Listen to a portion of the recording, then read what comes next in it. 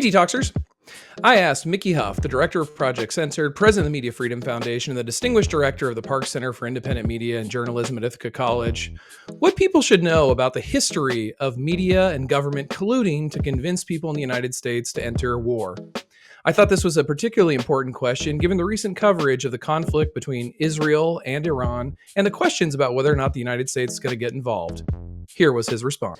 And so I wanted to go back. Let's take a stroll down memory hole lane, as it were, right? Let's go back and see. If you go back to the beginning or the earlier days of the Republic, we can start with the war for independence itself. Was it a revolution? Was it a war for independence? Was it both? Was it neither? Was it the mercantile class striking out against the monarchy because they couldn't pocket more money and control the population? Howard Zinn helped us understand some of that. So too did, some other early American historians. But early on, out of the gate, people like Parson Weems and others said that it was important for historians to manufacture narratives around exceptionalism. So right out of the gate, because the United States doesn't have this actual past here, it's a settler colonial culture, we sort of have to create myths that are narratives around the great leaders, whether it's Washington and his wooden teeth. They weren't wooden, they were really slave teeth. Whether it was the cherry tree, I couldn't tell a lie. Well, he lied about lots of things and there was no cherry tree to cut down, on and on. And those seem maybe, I don't know, smaller, lesser, because they get part of, they get part of these myths we tell ourselves about ourselves. But around American exceptionalism, you can go back to the Mexican-American War in particular, and you can look at the journalist John L. Sullivan that helped coin the phrase manifest destiny, which is basically American exceptionalism, that it was by our divine right of providence to expand and overspread the continent, as he wrote in 1845. And that's when the Continentalist dark horse president James K. Polk was in office. And the Continentalist Party was the one that wanted to keep moving the United States westward, westward, westward. And it was also driven by something that was referred to as the slave power conspiracy. And that was the interest of slave owners further moving west, west, west so that they can continue the practice of slavery and also continue profiting from it. That meant moving into indigenous territories. It meant moving into Mexican territories. So this provoked numerous conflicts. It also sparked the Great Trail of Tears during the Jackson presidency that people conveniently like to forget about, which we're seeing, again, more redux of some of these things now with certain populations in the United States. But those things get conveniently swept under the rug in much of our historiography, and the American exceptionalist narrative tends to dominate. Right. But if you go back and unpack that, Polk was pretty clear about the Continentalist vision about expanding, and the whole business with Mexico, and it started with Texas and the Texas border was Texas left Mexico. Some of that has to do with the narrative of slavery because Mexico was banning the practice of slavery. Mm-hmm. And so, that's a big part of the story that gets sort of just moved aside, which is also further interesting because by the time we get to the end of the Mexican-American War and the Treaty of Guadalupe Hidalgo, in 1848, California becomes a state in 1850 as a free state, which sparks off the tit for tat over slavery, which is why it's interesting to see some historians say, like, slavery didn't have, the Civil War wasn't about slavery. We'll just put that aside for a moment. But anyway, those narratives are important because it starts showing the pattern that we are often always told one thing that justifies this, right? That's going to justify the land grabs, further settler colonial behavior, further racist and sexist patriarchal subjugation of populations that we've seen through the 19th century. But that becomes the pattern, including the way in which the historiography of the Civil War went, where it's like, oh, well, we've defeated the practice of slavery and we're moving on. Yet that denied in many ways the way Jim Crow worked. It denied the ongoing 4,000 lynchings that were taking place, the rise of the Ku Klux Klan.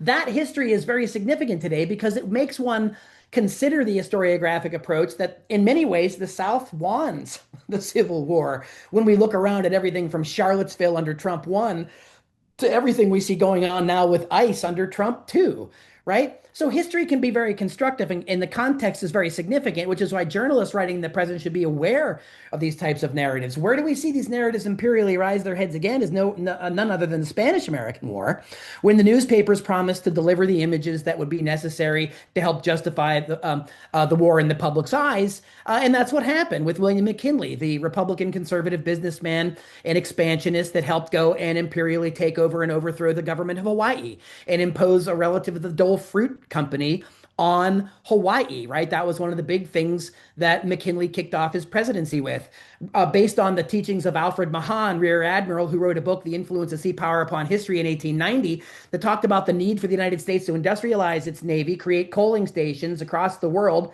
i.e., colonize places, and build a canal through Central America. All of those things were completed through the McKinley presidency, through Roosevelt, Taft, and Wilson. By 1914, when we started the first Great War, right? World War One. They weren't cynical enough to call it World War One yet, right? But we do it bigger and worse later. But there's all kinds of propaganda around that war in Spain and with the Spanish Empire in Cuba that they attacked the USS Maine. They didn't. It was an industrial accident. The papers spun it. McKinley spun it.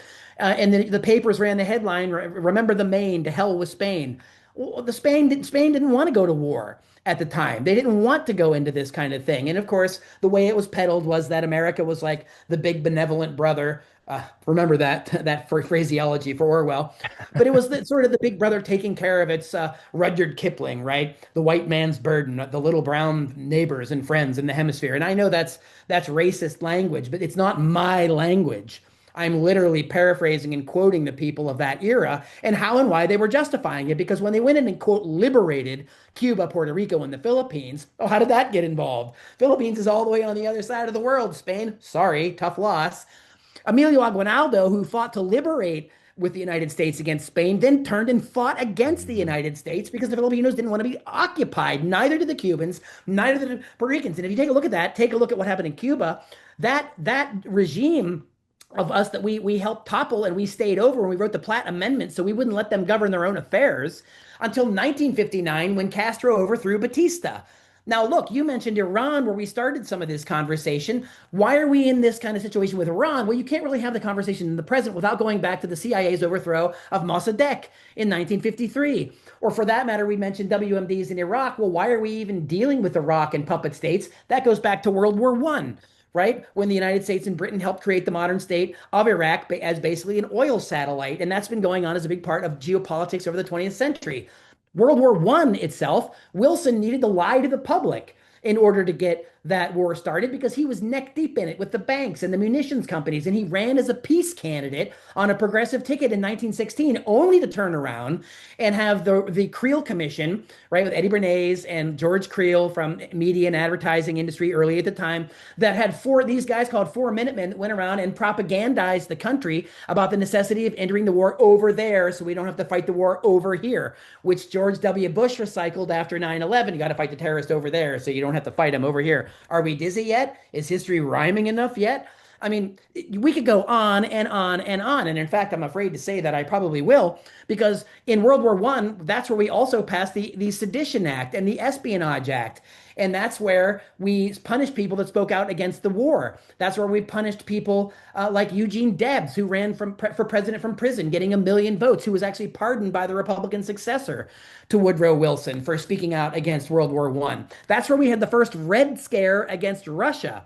Right? So that's where we get Russia. If you think Russiagate is new, go on back to World War One. A. Mitchell Palmer raids, right? That's when we had the Soviet Ark and deporting of Emma Goldman because they were so horrible and evil, and Sacco and Vanzetti, the evil scourge of immigrants, the 1924 Natural Origins Act, limiting people coming from certain countries based on race, based on culture. That was 100 years ago. Yet, I haven't heard anybody invoke the natural origin stuff. I haven't heard anybody talk about, the forced citizenship of native cultures. But in order to understand how and why and where we are right now, you really do need to go back 100 plus years and see how these stories were concocted, not just for imperial gain, but also for subjugation of non-white people. Right. And this is something that has been a hallmark of this country since its inception, as we've been alluding to. World War II is another one, where Franklin Roosevelt was, finding himself in a real pickle, where a lot of American companies had been supporting the rise of the Nazis and Hitler, including IBM, helping track Jews and send them to death camps. George Bush's grandfather, in fact, was part of Brown Little Bank and was censured by the Congress for illegally, when it was even illegal to be funding the Nazis. Henry Ford was a Nazi sympathizer. There were extraordinary anti-Semitic tendencies on the right that have long been of the United States, going back to the Klan in Pulaski, Tennessee in 1866, through the 1920s, through World War II. And so funny how the script gets flipped. And now when we talk about anti-Semitism, it's somehow on the progressive left, which is extraordinary because the progressive left is talking about the rights of Palestinians and the right of civilians not to be bombed into oblivion against international law. Many of the critiques that I see coming from the left have nothing to do with anti-Semitism right now, but that's why there's great pressure to try to change the way we define that term so we can squelch dissent. Did I say squelch dissent? That's exactly what we saw in World War I. In World War II, we have the narrative of Pearl Harbor that wasn't just a sneak attack. The U.S. Navy was aware it was going to happen. We'd intercepted the codes, and we had an oil embargo on Japan that they were going to run out of fuel in 6 months. They either had to attack or give up. That's conveniently left out of many of the history books and left out of the narratives. After World War II, as you know, we worked against the Soviet Union again, and we had the Second Red Scare and the Korean War and the Truman Doctrine and the Great House Un-American Activities Committee and the rounding up of people and suspicion of people of being Russian spies.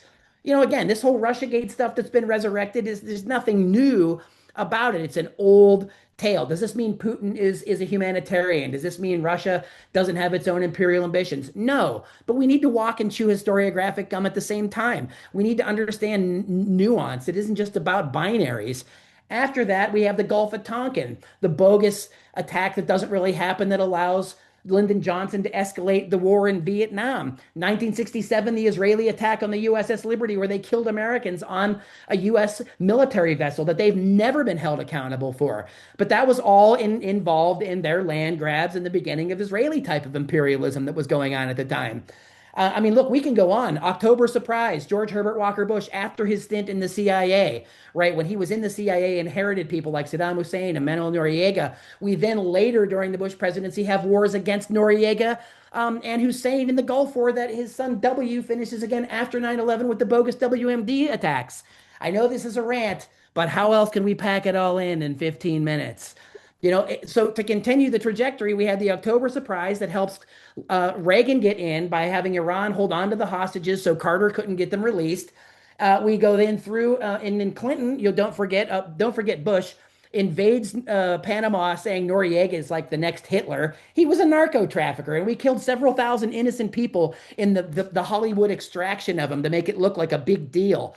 We then did the same thing with Hussein, and instead of taking him out of power, we left them there so there wouldn't be a power vacuum after the slant drilling in Kuwait and all the propaganda around that from Naira and the Kuwaiti ambassador. Every one of these wars, every one of these interventions has U.S. propaganda involved to cover up the historical context and facts required for the American public to have a deeper understanding, to ask the right kind of questions, to be meaningfully civically engaged around these affairs. Unfortunately, we don't have a society like that. The corporate media tend to go lockstep with the establishment, with the political establishment, whether it's Republicans or Democrats. And they keep rolling towards perpetual war. As Orwell said and Julian Assange repeated, the purpose of the war, the purpose of the intervention in the militarism isn't to end the war, it's to make sure that it never ends.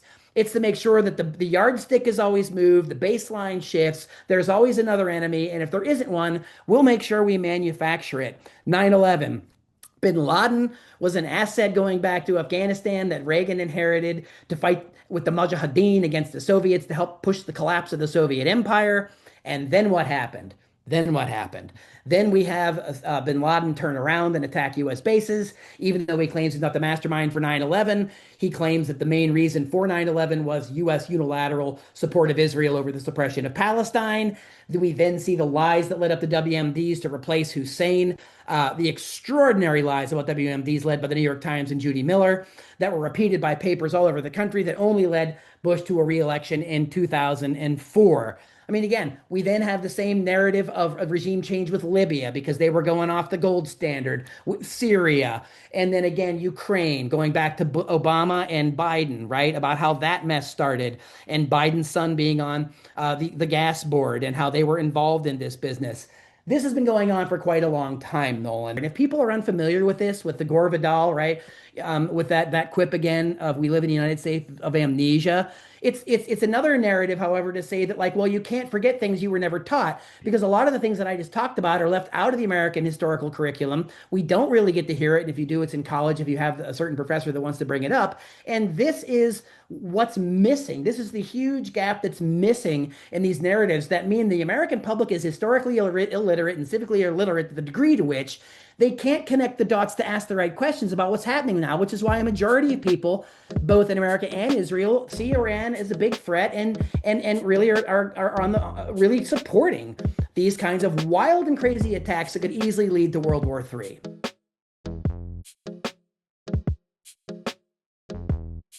Hey Detoxers, thanks for tuning in to the Disinfo Detox. If you're enjoying the content, head over to nolanhigdon.substack.com for full access to the podcast as well as other original essays. Want to support the Detox? Consider becoming a paid subscriber. You'll get early and exclusive access to interviews, podcasts, essays, and more. If a subscription's not in the cards for you right now, no worries. Just like, share, subscribe, comment, and follow. It helps grow the audience and spread the word. Until next time, stay sharp, stay skeptical, and keep detoxing the disinfo.